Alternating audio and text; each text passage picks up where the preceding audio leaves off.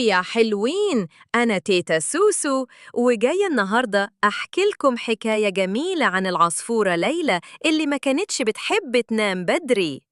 في يوم من الأيام كان في عصفورة صغيرة اسمها ليلى، كانت كل يوم تلعب وتطير وتغني طول النهار. لما يجي الليل ماما تقول لها: يا ليلى خلاص يا حبيبتي يلا عشان تنامي وتستريحي. لكن ليلى تقول: لا يا ماما لسه عاوزة ألعب شوية، وتقعد تغني وترفرف بجناحاتها لحد ما تتعب جداً. وفي يوم صحت ليلى الصبح لقت نفسها مرهقة ومش قادرة تطير كويس. راحت لماما وقالت: أنا تعبانة أوي يا ماما. ماما ضحكت وقالت: عشان كده يا ليلى لازم تنامي بدري وتريحي جسمك عشان تفضلي قوية وفرحانة.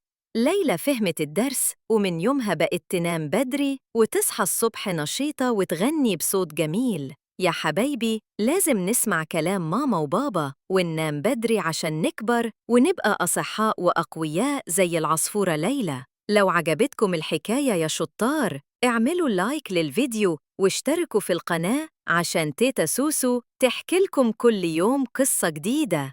تيتا بتحبكم كلكم.